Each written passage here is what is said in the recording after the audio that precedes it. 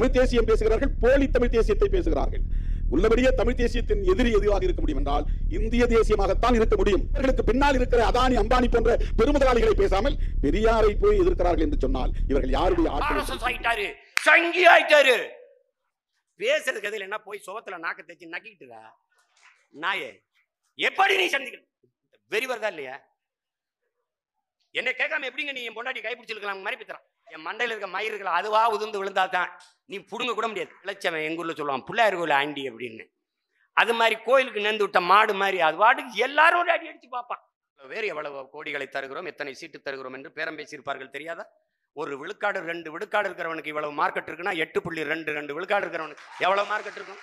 ஒரு வாரம் ஓடின படத்துக்கே நடிகருக்கே அவ்வளவு மார்க்கெட்னா 100-150 நாள் ஓடுற படத்தில் நடித்த கதாநாயகனுக்கு மார்க்கெட் அதிகமா இருக்கும்ல. அந்த கட்சியோட நீங்க போனீங்கன்னா நீங்களும் இது பண்ணிடலாம், அவங்களும் வென்றுவாங்க. அவங்க ரெண்டாவது நான் என்னடா சிலேட்டு குச்சியடா வளையொலிய திற சீமான் சீமான் சீமான் சீமான் ராத்திரி மூடு சீமான் சீமான் சீமான் வேண்டியது நம்மை எந்த ஊடகமும் பேசாது. நீ முடிவெடுத்துக்கணும்.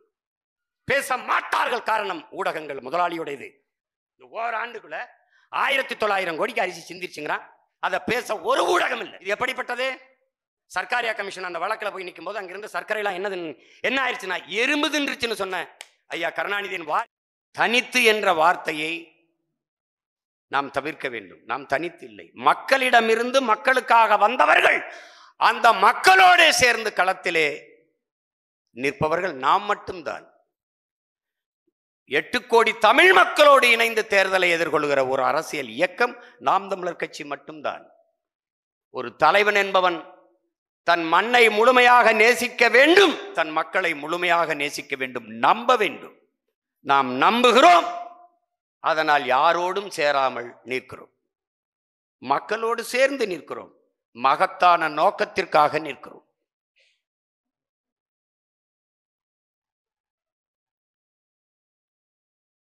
நீங்கள் தலைவர்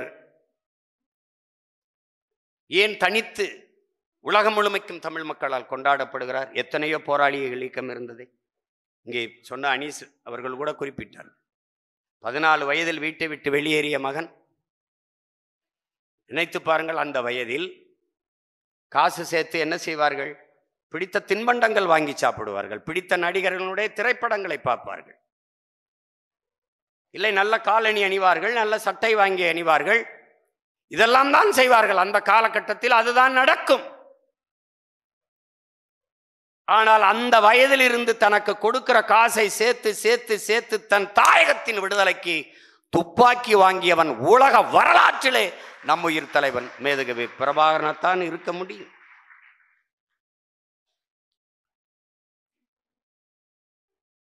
எது ஒன்றையும் இழக்க தயாராக இல்லாதவன் பிரிதொன்றை அடைய முடியாது. முதலில் அவர் தன் உடன் பிறந்த உறவுகளையும் பெற்ற தாய் தந்தையும் உற்றார் உரிமையை துறந்தார். ஏன்? ஒரு போராட்டக்காரனுக்கு, ஒரு லட்சியக்காரனுக்கு, ஒரு கொள்கை வீரனுக்கு, ஒரு புரட்சியாளனுக்கு இரத்த உறவை விட லட்சிய உறவே மேலானது என்ற கோட்பாட்டை கொண்டு, குடும்ப உறவை விட கொள்கை உறவே முதன்மையானது என்ற கோட்பாட்டை கொண்டு வெளியேறினர்.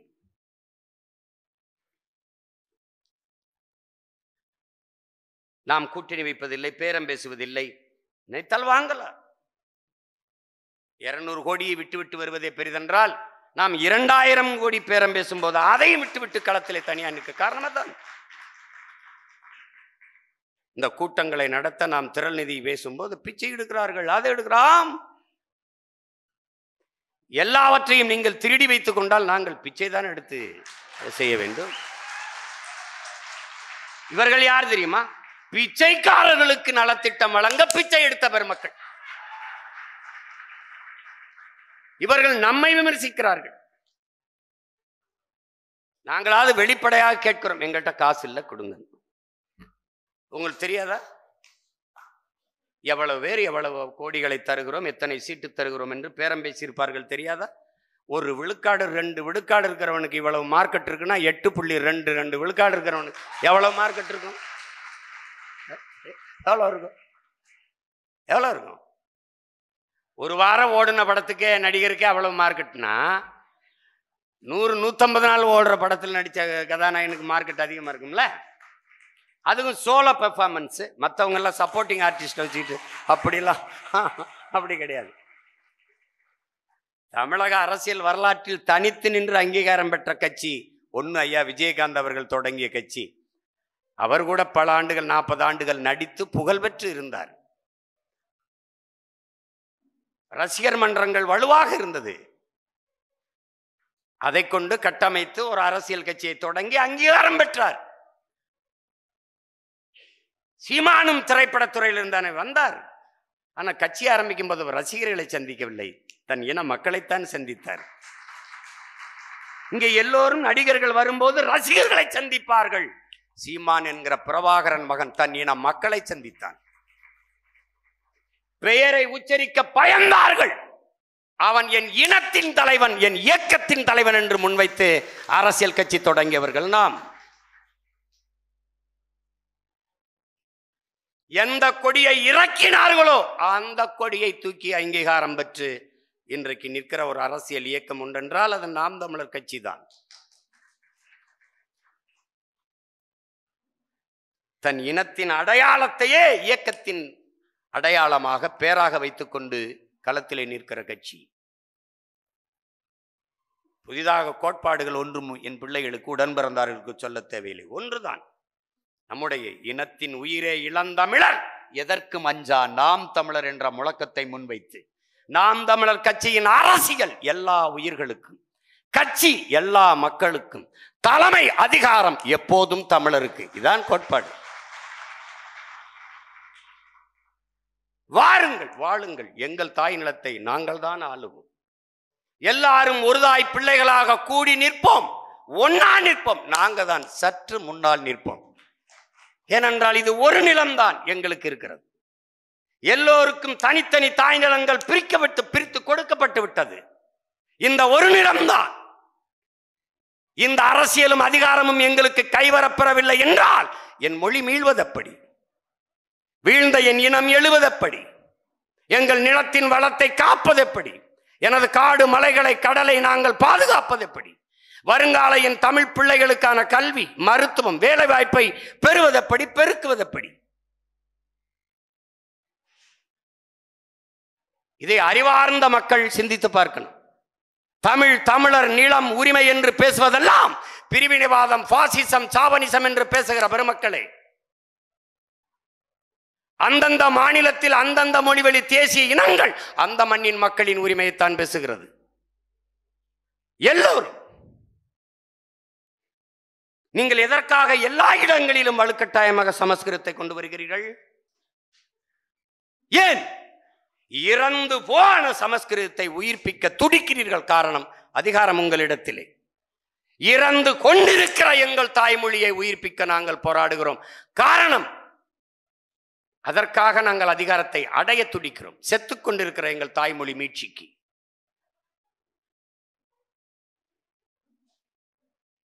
மொழி மொழி என்கிறார்கள், கலை இலக்கியம் பண்பாடு என்கிறார்கள். அதுதான் நான் ஒரு தேசிய இனத்தின் மகன் என்பதற்கான ஆதாரம். அதுதான் ஒவ்வொரு தேசிய இனத்தின் உயிர், ஆன்மா என்பதை என் அன்பு தம்பி தங்கைகளே, அவனுடைய மொழியும் கலையும் இலக்கியமும் பண்பாடுதான். அவனுடைய தொன்று தொட்ட வழிபாடுதான். நான் யாரை வணங்குகிறேன் என்பது என்னை காட்டும், அடையாளம் காட்டும்.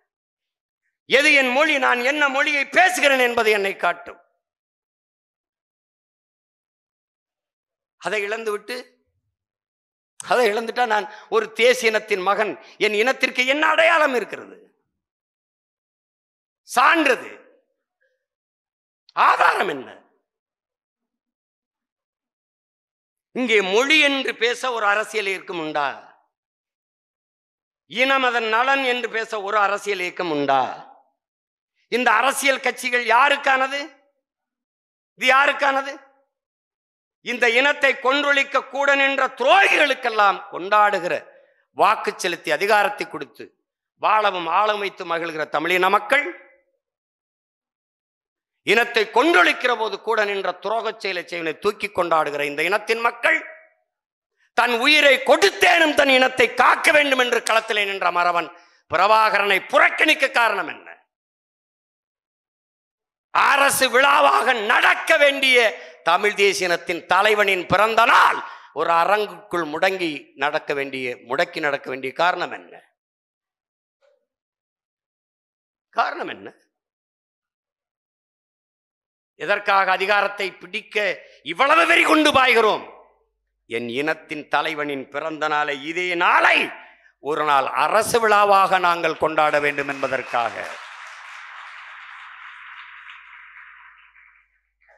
யார் இனத்தின் தலைவன் என்பது தெரியாத மாதிரி ஒரு இனத்திற்கு கேவலம் ஏதாவது உண்டாடா? அது மாதிரி ஒரு இழிவான வரலாறு உண்டா? நம்ம இடத்த பேசு, ஈழத்துல பிறந்தவர் இங்கு எப்படி தலைவர் ஆயிட்டார் அப்படின்னு. அப்ப இத்தாலியில் பிறந்தவர் இங்கு பல பேருக்கு தலைவராக இருக்கிறார். ஜெர்மனியில பிறந்த மார்க்ஸ் அவருடைய தத்துவத்தை ஏற்று இங்க பல அரசியல் கட்சிகள் இயங்குகிறது. குஜராத்தில் பிறந்தவர் இந்த நாட்டிற்கு எல்லாருக்கும் தலைவராக இருக்கிறார்.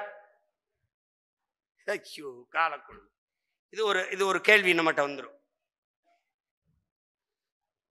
இந்த மாதிரிலாம் கேள்வி எழுப்பியும் தான் எங்கள் முன்னவன், எங்கள் தாத்தன் புரட்சி பாவலன், எங்கு பிறப்பினும் தமிழன் தமிழனே, இங்கு பிறப்பினும் அயலான் அயலான் என்றான்.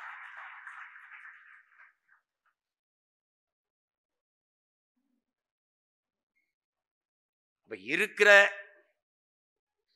இந்த வாய்ப்பை தமிழ் இளம் தலைமுறையினர் நன்கு பயன்படுத்திக் கொள்ளணும்.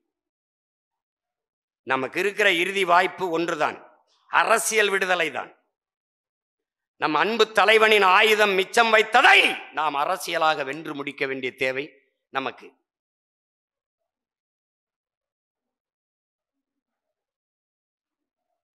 உலகில் நமக்கென்று குரல் எழுப்பவோ ஆதரவாக கை நீட்டவோ எவருமற்ற நிலையில் தனித்து விடப்பட்ட அடிமை தேசியனத்தின் மக்கள்,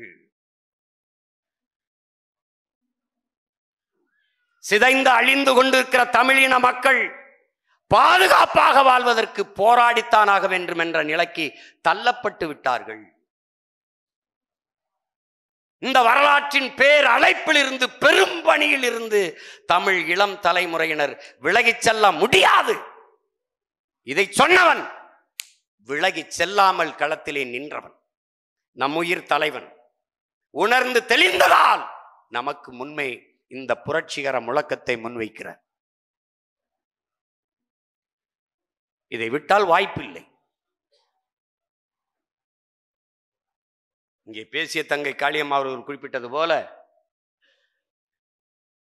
அவர் நினைச்சிருந்தால்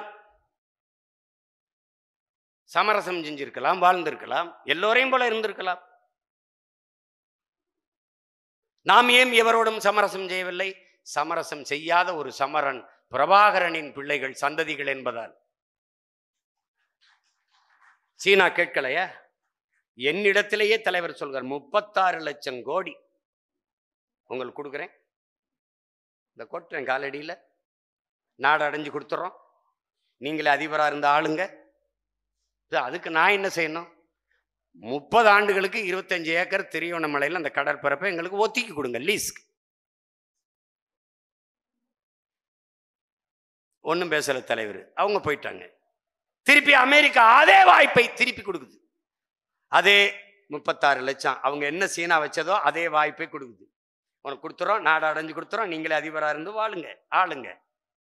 அதுக்கு நான் செய்யணும், அதே தேவைதான், அதே டிமாண்டு. நீங்க 30 ஆண்டுகளுக்கு இந்த 25 ஏக்கரை எங்களுக்கு திருவோணமலையை இது கொடுங்க, ஒத்தி கொடுங்க. சரி பார்க்கலான்ட்டு நம்ம தலைவர், முதன்மை தளபதிகள் எல்லாம் கூப்பிட்டு வச்சு பேசுறாரு. இப்போ இந்த மாதிரி 2 வாய்ப்பை இப்போ நமக்கு கட்சிகள் ஆஃபர் கொடுக்குதுல்ல, உங்களுக்கு 1000 crores ஃபேமிலிக்கு தனி செட்டில்மெண்ட்டு, அப்புறம் 26ல் நீங்கள் தான் சீஃப் மினிஸ்டர், அதுக்கு பேக்கிங் எல்லாம் பண்ணிவிடுவோம், மீடியாலாம் இப்போ உங்களை நிராகரிக்கிற மாதிரி பண்ணாத, அது நம்ம பேசிக்கலாம், அது பண்ணிக்கலாம், இது பண்ணிக்கலாம், எல்லாம் பேசுவான். குடங்குடமாக தேன் எடுத்துகிட்டு வந்து வாயில் ஊற்றுனா சப்பி சாப்பிடலாம், காதிலே ஊற்றுவான். நமக்கு அதுவே ஒரு பெரிய மயக்கமாக இருக்கு. அப்போ என்ன பண்ண, ரொம்ப மயக்கம் வரும்போது டக்குன்னு இந்த பக்கம் திரும்பி தலைவர் படம் இருக்கும், பார்த்துக்கணும். இந்த பக்கம் திரும்பினா தம்பி பாலச்சந்தர் படம் இருக்கும், பார்த்துக்கணும். ஏன்னா மயங்கிடக்கூடாதுல்ல. அதே மாதிரி தான் அப்போ நம்ம தளபதிகள் சீனா பக்கத்தில் இருக்க அடிக்கடி மூக்க நீட்டு நம்ம அமெரிக்க தயவில் நம்ம விடுதலை அடைஞ்சிக்கலாம். அது பெரிய வல்லாதிக்கம் அப்படின்னு, அது தயவில் நம்ம அடைஞ்சிக்கலாம். இன்னும் சில தகுதிகளை வேணாம் வேணாம், அமெரிக்கா வேணாம், நம்ம சீனா பக்கத்தில் சீனா தயவில் அடைஞ்சிக்கலாம் அப்படின்னு. நம்மால் இதில் எந்த முடிவெடுத்தாலும் இந்தியாவுக்கு எதிராக வந்துரும்ல. எப்படி பாருங்க, இந்தியாவுக்கு எதிராக போகக்கூடாது என்று சிந்தித்த தலைவன் அந்த இந்தியாவிற்கு எதிராகவே சிந்தித்தது என்பதான் வரலாற்றில் பெருங்கொடுமையும் பெரும் துயரம். இந்த வாய்ப்பை ராஜபக்சே, இந்த ஆஃபரை, இந்த டிமாண்டை, இந்த தேவையை ராஜபக்சே இவங்க சொல்றாங்க, சீனா சொல்லுது, அவன் அப்படியே ஏத்துக்கிறான். இவ்வளவுதான் கதை. இன்னைக்கு யார்கிட்ட இருக்கு திரிகோணமலை? அவன்கிட்ட தான் இருக்கு, சீனாட்ட தான் இருக்கு. அதே போலதான் இது எல்லாவற்றிற்கும் சமரசமாகாது. தலைவர் சொல்லுகிறார், எங்களுக்கும் சிங்களர்களுக்கும் நடக்கிற சண்டை பங்காளி சண்டை, ஒரு நிலத்துக்குள் இருக்கிற இரு இன மக்களின் சண்டை, அது பிரச்சனை. ஆனால் உங்களை உள்ளே விட்டால் எப்போது நான் உங்களை திருப்பி விரட்டுவது, திருப்பி அனுப்புவது, இதுதான் பிரச்சனை. இப்ப நமக்கு இருக்கிற பிரச்சனை என்ன? நாம் இந்த கட்சிகளை, இந்த கட்சிகளின் தலைமையை வாழ வைக்கவோ வெல்ல வைக்கவோ வந்தவர்கள் அல்ல. நாம் நம் நாட்டுக்கும் மக்களுக்குமாக உழைக்க வந்தவர்கள், நாட்டுக்கும் மக்களுக்குமாக சேவை செய்ய வந்தவர்கள். அந்த கட்சியோட நீங்க போனீங்கன்னா நீங்களும் இது பண்ணிடலாம், அவங்களும் வென்றுவாங்க. அவங்கள வெல்ல வைக்க நாங்க வண்டி. எத்தனை பேர் சொல்லுவாங்க, நீங்க போயிட்டீங்கன்னா நீங்க உங்க குடும்பம்லாம் நல்லா இருக்கலாம், நானும் என் குடும்பமும் நல்லா இருப்போம், ஆனால் நாடு மக்களும் நாசமா போய் விடுவார்கள். நாம் இருப்பதனாலேயே, பேசுவதாலேயே பல வீடுகள் இடிபடாமல் தப்பிக்கிறது, பல விளைநிலங்கள் பறிக்கப்படாமல் பாதுகாக்கப்படுகிறது. நம்ம இல்லைன்னா என்னைக்கோ காட்டுப்பள்ளியில கட்டிட்டு போயிருந்திருப்பான். இன்னைக்கு ஏதாவது கருத்து கேட்போம்னா சீமான் வர்றாருன்னா நிறுத்திடுறான் இல்லையா? இப்ப இடிக்கிற இடத்த வேளச்சேரியில இடிக்கிறாங்க அப்படின்னோடனே காலையில போவோம் அப்படின்னு, காலையில போவோம் அண்ணன் வர்றாரு, அதோட கதை நின்றுச்சு, அங்க நிக்குது. அதற்காவது இந்த அரசியல் தேவைப்படுது பாரு. நாம நினைச்சுக்கிட்டு இருக்கோம் நம்ம இன்னும் வெல்லல, நம்ம 8.22 விழுக்காடு தான் வச்சிருக்கிறோம் அப்படின்னு நினைக்கிறேன். இல்ல, நம்ம யாருன்னு நம்ம எதிரிகளும் துரோகிகளும் தான் நமக்கு உணர்த்துவான். நம்ம எவ்வளவு வலிமையானவன்னு பாரு. துறை சொன்னா பாருங்க, எல்லாரும் கேட்கிறாங்க, திட்டமிட்டு சீமானை பலகீனப்படுத்த, வலிமை இழக்க செய்ய அவர் கட்சியில் இருக்கிற ஆட்களை பிடித்து திமுக வச்சு வேலையை செய்யுது. ஆனால் சீமான் அவர்கள் மொழியில சொல்ற எந்த ரியாக்ஷனும் இல்லாம அமைதியா இருக்காரு. நான் ஏன் ரியாக்ட் பண்றேன்? என்னை சிதைக்கிறதா நினைச்சுக்கிட்டு நீ என் கட்சியை செதுக்கிக்கிட்டு இருக்க. அது நான் 13 ஆண்டுகளாக நான் செய்ய முடியாத ஒன்றை என் பகைவர்கள் செய்து கொடுக்கிறார்கள். எவனவன் சீமான் உனக்கு இவன் உண்மையா இல்ல, இவன் விசுவாசமா இல்ல, இவன் நேர்மையா இல்ல, இவன் உன் கட்சிக்கு உண்மையா இல்ல, அவன் வெளியில போனவன் ஓ இவனும் அயோக்கிய பயலாம், சரி போ, அது நமக்கு தெரியல. அந்த வேலையை இவர்கள் செய்து கொடுக்கும் போது நாம் மகிழ்ச்சியாக வரவேற்போம். இப்ப முதுகுக்கு பின்னாடி ஒரு பூச்சி ஊறுதுன்னா எனக்கு தெரிய வாய்ப்பு இல்லை. அவன் என்ன நினைக்கிறான், மெதுவா பூச்சியை எடுத்து விடுறான். அப்ப நம்ம என்ன சொன்னோம், நன்றி.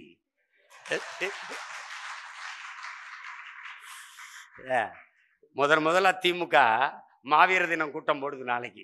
திமுக திராவிடர் முன்னேற்ற கழகம் மாவீர தினம் கூட்டம் போடுது. காரணம் யாரு? அடியன்தான். போடு. கட்சி 2ஆ உடையுது. நான் என்னடா சிலேட்டு குச்சியாடா உடச்சு தூர போட? டேய் சீமான்டா, இது பிரபாகரன் பையன். நீ என்ன ஐயா கருணாநிதி ஜெயலலிதா எம்ஜிஆரை பார்த்து அரசியல் செய்ய வந்த பையன் நினைச்சுக்கிட்டு இருக்கான். எப்பேற்பட்ட தலைவனின் மகன். தான் வீழ்ந்தாலும் சரி என் இனம் எழுந்தால் போதும், தான் செத்தாலும் சரி என் இனம் வாழ்ந்தால் போதும் என்ற வீரத்தமிழ் மறவன் பிரபாகரனின் பிள்ளைகள் நாங்க. நீ எங்களை போய் வீழ்த்திறது, அது பண்றது, நீ செய்கிற சேட்டைகளை வேலைகளை, நீ என்ன உளவுத்துறை வச்சு IS 2 AC DC போட்டு அதிகாரி போட்டு அவரை இது பண்ணு, இவர் ஒன்று, அவர் மேலே வழக்க போடு, உள்ள போடு. நான் ரசிச்சு சிரிச்சுக்கிட்டு இருக்கேன். நீ செய்யற வேலைகளை பார்த்து நீ என்ன பண்ணுவ? என் மண்டையில் இருக்க மயிர்கள் அதுவா உதிர்ந்து விழுந்தால்தான் நீ புடுங்க கூட முடியாது. ஒன்றும் பண்ண முடியாது. நீ என்ன வேணாலும் பேசிக்க, வாடகை வாய்களை வச்சு கத்து, அவர் முன்னேறுவார் இவர் பண்ண. 26ல் என் ஆட்டத்தை நீ எதிர்கொண்டுறா பாக்குறேன். நீ எதிர்கொண்டு பாக்குற.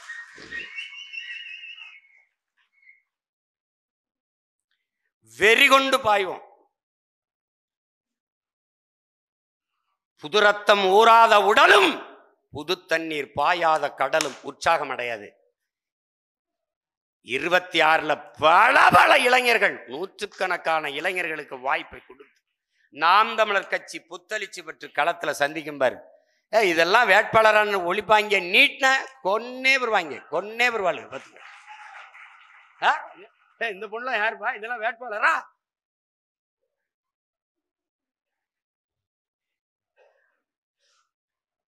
சான்று ஓசோ சொல்றா, நீ ஒவ்வொரு நாளையும் அறுவடைக்கான நாளாக கருதாதே, விதைப்பதற்கான நாளாக கருது என்று.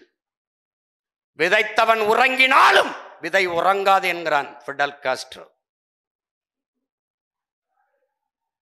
நல்லா கொஞ்சிக்க, எங்களை விதைத்த என் முன்னோர்கள் உறங்கி இருக்கலாம்.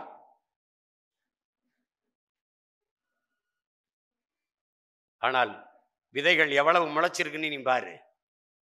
ஒற்றை மகன் தூவிய விதைகள்லேயே 36 லட்சம் விதைகள் முளைச்சிருக்கின்றால் 36 லட்சம் பேரும் சேர்ந்து விதைத்தால் எத்தனை கோடி விதைகள் முளைக்கும் என்று நீ பாரு. எங்கள் முன்னவர்களின் விதைகளிலே முளைத்தவன் எங்கள் உயிர் தலைவன். அவன் வீசிய விதைகளிலே முளைத்தவர்கள் அவன் உயிர் பிள்ளைகள் நாங்கள்.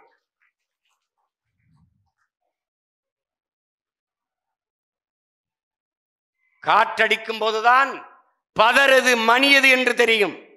இக்கட்டான நேரத்தில் தான் துரோகிகள் யார், நெருக்கடியான நேரத்தில் தான் துரோகிகள் யார், போராளிகள் யார் என்று தெரியும்.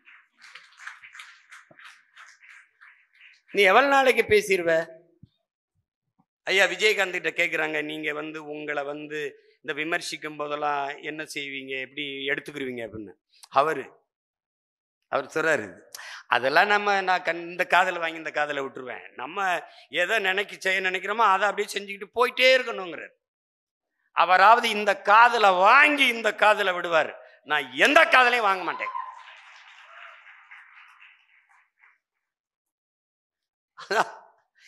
அதில் நமக்கு ஒரு பெருமை தானே. நம்மளை பேசி 10 வீடு சாப்பிடுது அப்படின்னா அதை விட 10 பேர் சாப்பிட்றான்ல பசியாம, பேசிட்டு போ, நல்லா பேசு. இப்ப பாடுபொருள் பரம்பொருள் இல்ல, பரம்பொருள் சிவன் அல்ல, சீமான் தான். பாடுபொருள் பரம்பொருள் சிவன் அல்ல, இப்ப சீமான் தான். காலையில எந்திரிச்சு ராமஜெயம் சொல்றானோ, இந்த என்ன சொல்றது நமச்சிவாய அது ஓதுறானோ, முருகா அதெல்லாம் பாடுறானோ இல்லையா, காலையில வளையொலிய திற சீமான் சீமான் சீமான் சீமான், ராத்திரி மூடு சீமான் சீமான் சீமான். இப்பவே இந்த ஆட்டம் இன்னும் 6 மாசம் போச்சுன்னு வச்சுக்க, நீ என்னடா ஆளுகளை கொண்டாந்து ஸ்ட்ராட்டஜி பண்ற? நான் ஒரு ஸ்ட்ராட்டஜி பண்ணியிருக்கேன் பாரு, 26ல் தெரியும் என்ன பண்ணியிருக்கேன்ட்டு. வெளுத்து வாங்குறேன் பாரு.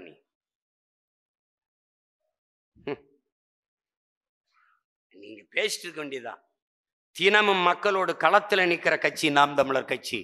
களத்தில் நிற்கிற பிள்ளைகள் நாம் தமிழர் பிள்ளைகள். இன்னைக்கு எத்தனாயிரக்கணக்கான மரக்கன்றை என் பிள்ளைகள் நடுவார்கள், எத்தனாயிரக்கணக்கான அழகு மின் ரத்தத்தை இன்னைக்கு கொடையாக கொடுப்பார்கள். இன்றும் நாளும் லட்சக்கணக்கான யூனிட் ரத்தம் கொடுப்பார்கள். அப்படி ஒரு அரசியல் இயக்கம் சொல்றா இந்தியாவில் சொல்லு பார்ப்போம். இதை பேச மாட்டாய், நீ பெருமைப்பட பேச மாட்டாய். அது நீ பேசணுங்கிறதுக்காக நாங்கள் செய்யறது இல்லை. காரணம், நாங்கள் செய்தி அரசியல்காரர்கள் அல்ல, செயல் அரசியல் சேவை அரசியலுக்கு வந்தவர்கள். நாங்கள் கட்சி அரசியல் தேர்தல் அரசியலுக்கு வந்தவர்கள் அல்ல, மக்கள் அரசியலுக்கு வந்தவர்கள். இதெல்லாம் நீ என்ன வேணாலும் பேசிட்டு போ, என்ன வேணாலும் பண்ணு. ஒரு கட்சிப்பா கல்யாணம் ஆகி கணவன்கிட்ட போய் குழந்தை பெறதுக்கு முன்னாடி கன்னி பெண்ணா இருக்கும் போதே பல பிள்ளைகளை பெற்று போட்ட தாய் நாம் தமிழர் கட்சி தான். அதுவே இன்னும் அதிகாரத்துக்கு வரல. அதுக்கு முன்னாடி இந்த குறைஞ்சது 100 கட்சியை பிரசவிச்சிருக்கு, குறைஞ்சது 100. ஒரு கேள்விதானே உனக்கு, நம்மளை ஏன் திட்டணும் அதை மட்டும் கேட்டுப்பாரு. கட்சி நீ யோசிச்சுப்பாரு, எதுக்கு திட்டணும்? இந்த வலைவெளிக்காரர்கள் இவர்களை ஏன் திட்டணும்? நாம் எடுத்து வைக்கிற அரசியலை மொழி, இனம், நிலம், வளம், காடு, மேடு, சூழியல், இந்த மாதிரி ஒரு அரசியலை எடுத்து வைக்கல யாருங்கிறது தெரியும். ஆனால் இதை பேசியிருப்பாங்களா? பேச மாட்டாங்க. பெண்களுக்கு உரிய முன்னுரிமை கொடுக்குதா? கொடுக்குது. ஏன்? எங்கள் தலைவன் அப்படி. பெண்ணுக்கு பேச்சுரிமை வேண்டாம் என்கிறீரோ? சொல்றார் பாருங்க, பெண்களுக்கு பேச்சுரிமை வேண்டாம் என்கின்றீரோ? எப்படி இருக்கு? புரட்சி பாவலர் பாடுறார், பெண்ணுக்கு பேச்சுரிமை வேணாம்ங்கிறியா நீ? மண்ணுக்கு மட்டமாய்தான் நீ பெண்ணினத்தை மதிக்கின்றீரோங்கிறார். மண்ணுக்கு மட்டமாய் அதுக்கும் கீழே நீ பெண்ணினத்தை மதிக்கின்றாயா? பெண்ணினத்தை எண்ணுகிறாயா?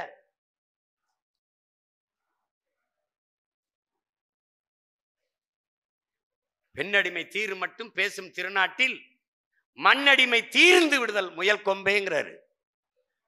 அது இன்னும் சொல்றாரு, நீங்க ஊமை என்று பெண்களை உரைக்கு மட்டும் உள்ளடங்கும் ஆமை நிலைதான் ஆடவர்க்கும் உண்டுங்கிறாரு. பெண்ணை நீ ஒன்றும் தெரியாது ஊமைன்னு நீ பேசிட்டு இருக்கிற வரைக்கும் உள்ள அடங்கும் ஆமை நிலைதான் ஆடவர்க்கும், ஆண்களுக்கு அதே நிலை தான்ங்கிறார். மாதர் தம்மை இழிவு செய்யும் மடமையை கொளுத்துவோம்னா எல்லா பாக்களும் உருவானது இந்த நிலத்தில், செயல்படுத்திய தமிழீழ நிலத்தில் நம்முடைய தலைவன் மேதகவி பிரபாகரன் அவர்கள் ஆணுக்கு பெண் சமம் என்ற கோட்பாட்டை உடைத்து ஆணும் பெண்ணும் சமம் என்ற நிலையை உருவாக்கினர். அவன் பிள்ளைகள் நாம் இன்றைக்கு பல தேர்தல்களில் சம வாய்ப்பை கொடுத்து கொண்டிருக்கிறோம் பெண்களுக்கு. அதை யாராவது பேசுவார்களா? பேச மாட்டார்கள். பொது குளத்தில் நீங்கள் எப்படி குளிக்க கூடாதோ அது மாதிரி பொது தொகுதிக்கு நீங்கள் ஆசைப்படக்கூடாது என்று பேசியவர்களை புகழ்ந்து பேச வாய்கள் உண்டு. பொது தொகுதிகளில் ஆதி தமிழ் குடிகளை நிறுத்தி சாதிய இறுக்கத்தை தகர்க்கிற புரட்சியை முன்னெடுக்கிற அரசியல் இயக்கத்தை எடுத்து பேச ஒருவனும் கிடையாது.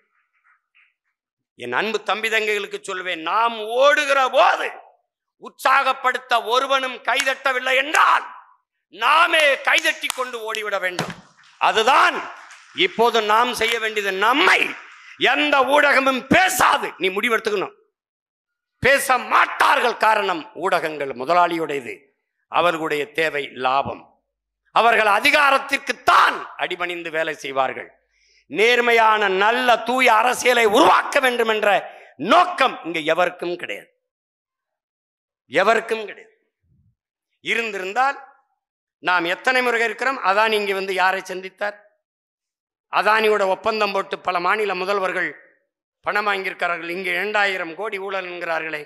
அமெரிக்க நீதிமன்றம் சொல்கிறது. அது குறித்த கருத்து ஊடகத்தின் பார்வை ஒன்றுமில்லை, ஒன்றுமில்லை. மதுரையில அரிட்டாப்பட்டியில அந்த டங்ஸ்டன் சுரங்கம் அமைத்து அந்த வளத்தை சுரண்டு பல மலைகளை, ஆயிரக்கணக்கான சமணப்படுகைகளை அந்த சரிச்சு வீழ்த்துகிற அதற்கு யாராவது பேசியிருக்கார்களா? பேச மாட்டார்கள். ஏழை எளிய மக்களுக்கு, வறுமையில் இருக்கிற மக்களுக்கு வழங்கப்படுகிற நியாய விலைக்கடை அரிசி, ரேஷன் கடை அரிசி மூட்டையை ஏற்றி இறக்கும் போது 1900 கோடி 1900 கோடி அரிசி சிந்திருச்சுங்கிறான். இது அறிவார்ந்த ஒரே ஆண்டுக்குள்ள 2022-23 இந்த ஓராண்டுக்குள்ள 1900 கோடிக்கு அரிசி சிந்திருச்சுங்கிறான். அதை பேச ஒரு ஊடகம் இல்லை. ஒருத்தர் கிடையாது. இது எப்படிப்பட்டது? சர்க்காரியா கமிஷன் அந்த வழக்கில் போய் நிற்கும் போது அங்கிருந்த சர்க்கரையெல்லாம் என்ன ஆயிடுச்சுன்னா எறும்பு தின்றுச்சுன்னு சொன்ன ஐயா கருணாநிதியின் வாரிசு ஆட்சியிலே அரிசி மூட்டையில ஏத்தி இறக்கும் போது 1900 கோடி காணாமல் தான் போகும். சிந்திருச்சுங்கிறான்.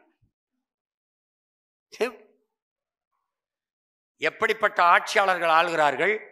அந்த ஆட்சியை தூக்கி பிடித்து புகழ்ந்து பேச, தற்காத்து நிற்க இது குறித்து ஒருத்தர் பேசல. ரஜினிகாந்தை சந்திச்சிட்டார். ரஜினிகாந்த் அவர்களை தான் சந்திச்சேன். நான் ரஜினிகாந்த் அவர்களை சந்திச்சதுனாலேயே நான் சங்கி ஆயிட்டேன்னா, எல்லா நிகழ்வுக்கும் அவரை பக்கத்திலே உட்கார வைத்து அழைத்து கொண்டு உட்கார வைத்திருக்கிற ஐயா கருணாநிதி, ஐயா ஸ்டாலின், அருமை துணை முதல்வர் ஐயா உதயநிதி ஸ்டாலினுக்கெல்லாம் பேர் என்ன? சங்கி இல்லாம சிங்கியா இல்லை எப்படி? அதுக்கு பேர் என்ன? இல்லை அங்கி லுங்கியா இல்லை சொங்கியா இல்லை என்னது? அதுக்கு பேர் என்ன? எப்படி நீ ரஜினிகாந்த்? உன்னை கேட்டு கேட்டு தான் போன மாடா, வெறுப்பு தானே பேசுறதுக்கு. எதில் என்ன போய் சுவத்துல நாக்க தேய்ச்சி நக்கிட்டுடா நாயே. எப்படி நீ சந்திக்க வெறி வருதா இல்லையா?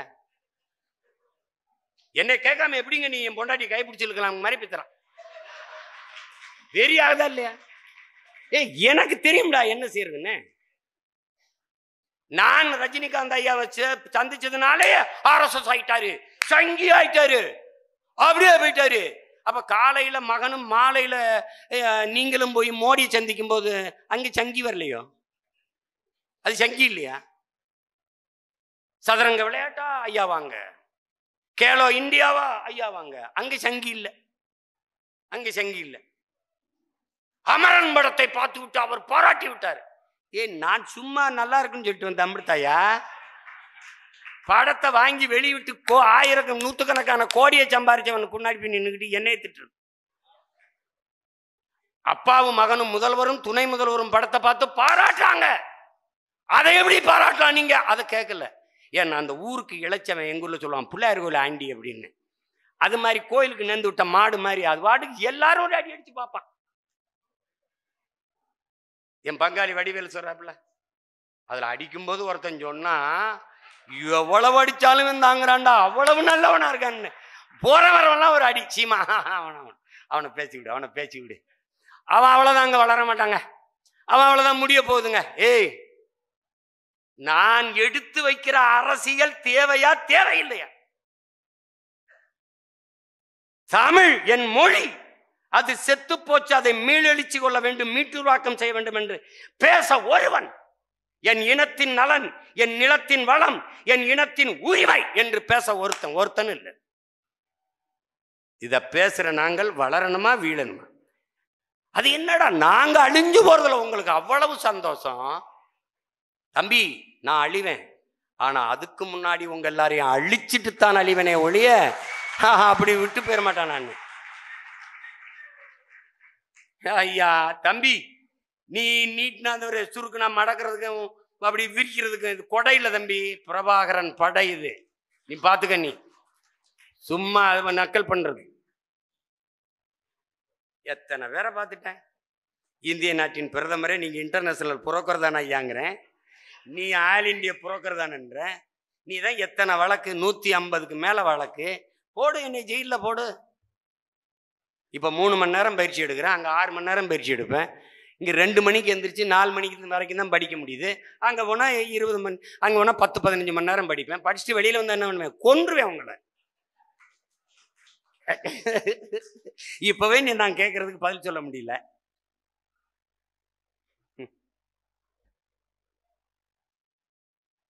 ஒரு ஆட்சி அவங்க நினைக்கிறத செய்வாங்க. என்ன அவங்க நம்மளை வந்து அது அவ்வளவுதாங்க அவரு. என்னைக்கிடா என்னை நீ கவனத்தில் எடுத்திருக்க? 21 தேர்தல்ல எங்களுக்கு என்ன போட்ட? 24 தேர்தல் என்ன போட்ட? அவர் 2 விழுக்காடு வருவார, ஒரு 3 வருவார, ஒரு 4 வருவார. நாளைக்கு மறுநாள் வாக்குப்பதிவு, இன்னைக்கு 5ன்னு போட்ட. வாக்குப்பதிவு முடிஞ்ச உடனே 4ன்னு போட்ட. நான் 8.22 ஏறிட்டேன். உண்மையிலேயே நீ நல்ல ஆண்மகன், வீரமிக்க மகன்னா 6 மணி நேரமா என் வாக்கை நீ எண்ணவே இல்லை. நீ எண்ணி இருந்தா நான் 10-12 விழுக்காடு கூட போயிருப்பேன். நீ எண்ணல, நானும் விட்டேன். நீ நினைச்சுக்க, இந்தியாவை யாரால்வது என்ற தேர்தல்லே முதல் நாள் சின்னத்தை கொடுக்குற மைக்குன்னு ஒரு சின்னத்தை, நீ எனக்கு கொடுத்த சின்னமும் இல்லை, அந்த மைக்கு சீப்பு மாதிரி ஒரு சின்னத்தை வச்சுட்ட. அதிலேயே என் இன மக்கள் இன உணர்வும் மான உணர்வும் கண்ட என் உயிர் சொந்தங்கள் தேடி பிடிச்சு 36 லட்சம் ஓட்ட போட்டு என்னைய, என் வேட்பாளர் என்ன காளியம்மாள் 10 முறை பாராளுமன்றம், இந்த ஜெனிஃபர் 20 முறை சட்டமன்றம், எல்லாம் போய் நின்று ஒன்றும் கிடையாது. எல்லாரும் பராரிப்ப மக்கள். நாங்க மேடல் ஏறி இதுதான் காட்டினோன்னு தெரியுது உனக்கு. நாங்க எங்க ஐயா பொன்முடி மகனும், எங்க ஐயா துரைமுருகன் மகனும், எங்க ஐயா நேரு மகனும் கிடையாது ராஜா. நாங்க சாதாரண மக்கள். எங்களுக்கு வாக்கு செலுத்திருக்கான். இந்தியாவை யார் ஆள்றதுன்னு, தமிழ்நாட்டை யார் ஆள்வதென்கிற என் தாய் தமிழ் சொந்தங்கள் எங்களை நகர்த்தி விட்டு தவிர்த்து விட்டு கடந்து செல்ல மாட்டார்கள். நீ பாப்ப இந்த நாட்டை எப்படி நாங்கள் ஆளுவோம், கல்வி எப்படி கொடுப்போம், மருத்துவத்தை எப்படி கொடுப்போம், நீரை எப்படி தேக்குவோம், வேளாண்மை எப்படி மீட்டுருவாக்கம் செய்வோம், எப்படி தற்சார்பு பொருளாதாரத்தில் எப்படி கட்டமைப்போம்,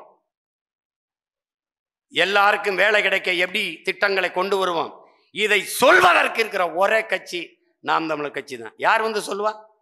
நாங்கள் வந்து இதை ஒன்னும் சொல்ல மாட்டேன். நீ இப்போ 1000 ரூபா கொடுக்குறேன்னு இருக்கா, அதை 2000 தருவேன்னு சொல்லுவேன். நீ வேணா எழுதி வை. 26 தேர்தல் இது நடக்குதால என்பது.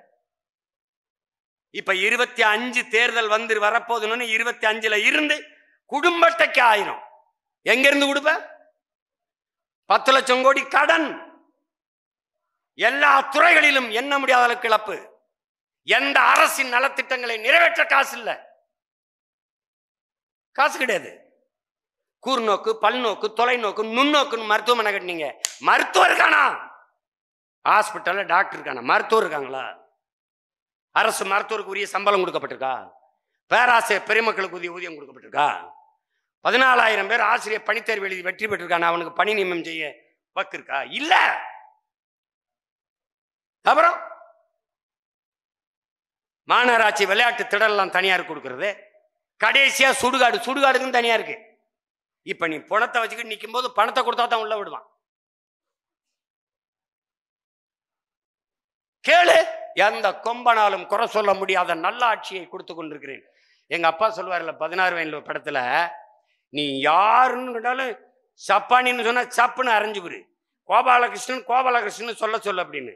அதே மயிலுக்கிட்ட வந்து கோபாலகிருஷ்ணன் அண்ணன் கமலஹாசன் சொல்லுவா, அப்படி அவன் சொல்றான், நான் தான் சொல்லிக்கிட்டு தரேன் கோபாலகிருஷ்ணன், எல்லா பேரும் ஊர்ல என்னை சப்பானி தான் சொல்றாங்க. அது மாதிரி அவங்களே வந்து நாங்க நல்லாட்சி கொடுத்துக்கிட்டு இருக்கோம், நாடு மக்களும் சொல்லணும். நீங்களும் மனச்சான்று இல்லாம வெக்கம் இல்லாம ஆய்வுக்கு போனோம், மக்கள் வந்து என்னை வரவேற்றார்கள், சூப்பர் என்றார்கள். அதை தவிர வேற ஆங்கில வார்த்தை தெரியாத மக்கள் சூப்பர்ன்றாங்க. இவர் போயிட்டு சூப்பரா, நாங்க பார்க்காததா காலையில இருந்து இந்த வண்டியில கூட்டிகிட்டு வந்து வெயில்ல நிக்க வச்சு இந்த தாய்மார்கள் அந்த மக்களை 200 ரூபா காசுக்கு தட்டை கொடுத்து பூவை கொடுத்து வரும்போது வீசணும், கையை காட்டணும். இது ஒரு ஆட்சி. அதானி கூட நடந்த ஒப்பந்தம் போட்டீங்களா இல்லையா? அதானி கூட உங்களுக்கு தொடர்பு இருக்குன்னு சொல்றாங்களேன்னு ஐயா மருத்துவர் ராமதாஸ் ஐயா கேட்கிறாங்க.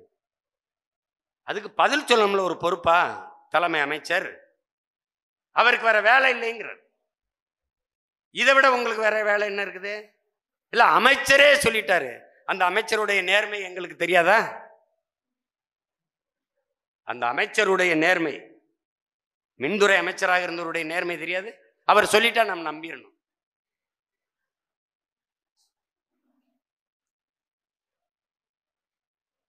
ஆணவம் திமிரு கொண்டு அலைகிறார்கள். நம்மளுடைய தலைவன் பிரபாகரனுக்கு ஒரு கனவு. என்ன சொல்றாரு? தமிழ் இளம் புரட்சிகர ஒரு தலைமுறை உருவாகணுங்கிறார். அவர்கள் வந்து ஆற்றல் மிக்கவர்களாக, ஆற்றல் மிக்க செயலாளர்கள் செயல்படக்கூடியவர்களாகவும், அறிவு கூர்மை உள்ளவர்களாகவும், போர்க்கலை வல்லுநர்களாகவும், நாட்டுப்பட்டு கொண்டவர்களாகவும், கண்ணியமிக்கவர்களாகவும், நேர்மையாளர்களாகவும் வளர்ந்து வர வேண்டும். அப்படிப்பட்ட ஒரு புரட்சிகர தலைமுறை தமிழினத்தில் உருவாக வேண்டும். அவர்கள்தான் அரசியலுக்கு வர வேண்டும், ஆட்சி அதிகாரத்தை நிர்வகிக்க வேண்டும் என்கிறார். அவர் கண்ட கனவை நிறைவேற்ற நமக்கு இருக்கிற ஒரே வாய்ப்பு அரசியல் விடுதலை தான். மறுபடியும் உங்கள் அண்ணன் சொல்லுகிறேன், மாசேத்துங் சொன்னதுதான். அந்த செஞ்சேனை பேரணி நடக்கிற போது இறந்தவர் உடலை தூக்கி கொண்டு செல்வது கடினம். அதனால் நம்மோடு பயிற்சி எடுத்தவர்கள், நம்மோடு வளர்ந்தவர்கள் என்று பாராது அங்கெங்கே குழியை தோண்டி அடக்கம் செய்துவிட்டு வணக்கம் செலுத்தி விட்டு செல்லுகிற போது இறந்தவர் போக இருப்பவர் முன்னேறுக என்றார் மாசேத்துங். அதையே மொழியை என் உடன் பிறந்தார்களுக்கு சொல்லுகிறேன். சென்றவர் போக, நின்றவர் முன்னேறுக, போராடுக. அவ்வளவுதான். நமக்கு கொள்கை கோட்பாடு தனி, அவர்களுக்கு கொள்கை நம்மளை திட்டுவது, விமர்சிப்பது. அதை தவிர ஒண்ணும் கிடையாது, ஒண்ணும் கிடையாது. இந்த கொடி நான் வடிவமைத்தது, இந்த வண்ணம் நாம் உருவாக்கியது, இந்த கொள்கை நம் எண்ணத்தில் உருவானது, நம் முன்னோர்கள் பகுத்து வகுத்த கோட்பாடு கொள்கையிலிருந்து உருவாக்கி கொண்டது. இது பல ஆயிரம் ஆண்டுகளாக நமது இன முன்னவர்கள் தூக்கி சுமந்து வந்த லட்சியம். இது ஒருபோதும் வீழாது, உறுதியாக வெல்லும். இதை என் அன்பு தம்பி தங்கிகள் உள்ளத்தில் நிறுத்தி வைத்துக் கொண்டு உறுதியாக நிமிர்ந்து நின்று களத்திலே போராட வேண்டும்.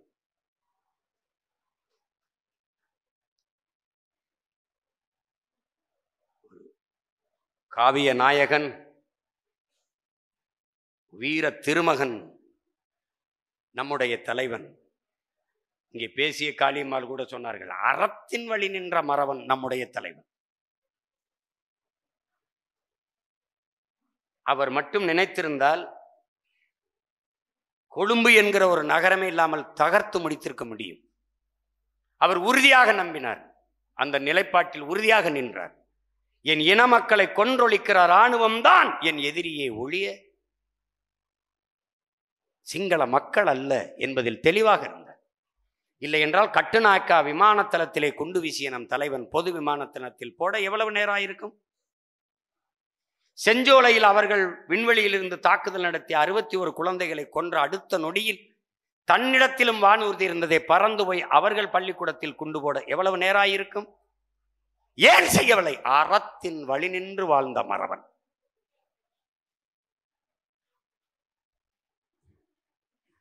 அதனால்தான் அவன் காவிய நாயகன், நம்முடைய தலைவன், பேரன்புக்காரன்.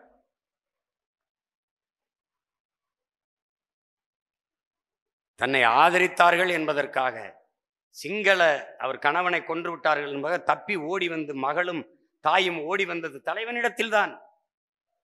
அவர்களை அரவணைத்து ஆறத் தழுவி ஆதரவு கொடுத்து தொலைக்காட்சியில சிங்கள செய்தி வாசிக்க அந்த பெண்ணுக்கு வேலை கொடுத்து வைத்திருந்தார்.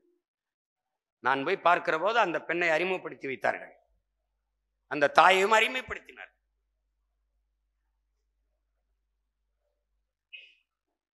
பகைவனுக்கும் அன்பு காட்டுவாய் நன்னெஞ்சே என்பது போல எதிரிக்கும் அன்பும் கருணையும் இரக்கமும் காட்டியவன் நம் உயிர் தலைவன் மேதகுவி பிரபாகரன் அவர்கள்.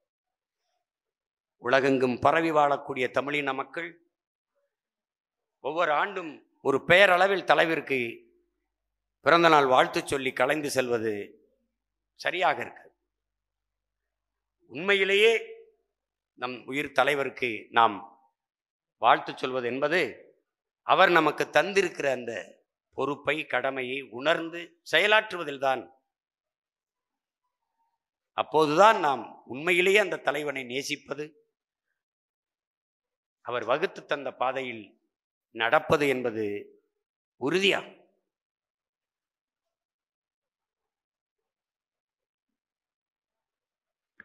புண்பட்ட தமிழீழ தாயின் கருப்பையில் புலியாக கருவானவன், பொறுமை கடந்து பகைவர் நடுங்க புயலாக உருவானவன். புண்பட்ட தமிழீழ தாயின் கருப்பையில் புலியாக கருவானவன், பொறுமை கடந்து பகைவர் நடுங்க புயலாக உருவானவன். கண்பட்டு போகுமோ என்றிருந்த வையம் கருதும் புகழ் கொண்டவன், களம் பாடும் புலவர்கள் உளம் துள்ள வரலாற்றில் பல நூறு களம் கண்டவன். பிரபாகரன் எங்கள் வழிகாட்டி, பிரபாகரன் எங்கள் வழிகாட்டி, தமிழர் தாய் மண்ணை காக்கின்றான் தமிழ் மானம் நிலைநாட்டி. பிரபாகரன் எங்கள் வழிகாட்டி, எங்கள் தலைவன் போல் இன்றைக்கும் நேற்றைக்கும் நாளைக்கும் எவரும் இல்லை. எரிமலை மூச்சுக்கும் எழும் புயல் வீச்சுக்கும் உலகினில் எதடா எல்லை. பொங்கி எழு.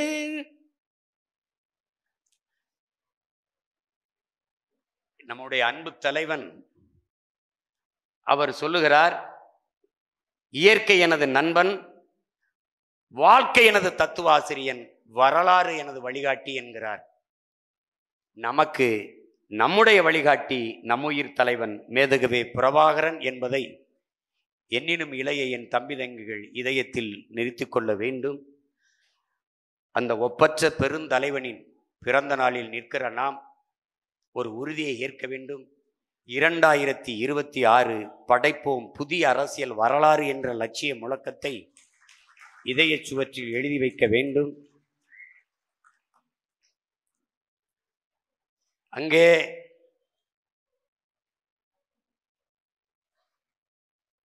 தன்னை முன்னிறுத்தாது தான் பிறந்த மண்ணையும் இனத்தையும் முன்னிறுத்தி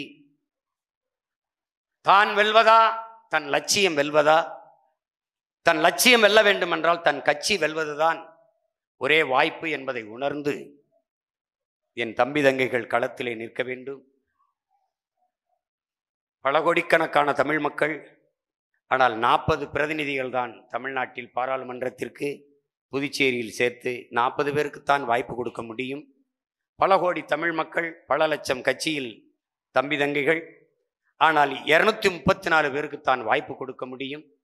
நிற்கிற ஒவ்வொரு வேட்பாளரையும் தன் உடன் பிறந்தவர்களாக கருதி நானே வேட்பாளர் என்ற எண்ணத்தை உள்ளத்தில் நிறுத்தி ஒற்றுமையாக களத்திலே நின்று பணி செய்து வென்று காட்ட வேண்டும் என்கிற உறுதியை நம் தலைவரின் பிறந்த நாளில் என் உடன் பிறந்தார்கள், என் அருமை சொந்தங்கள் ஏற்க வேண்டும்.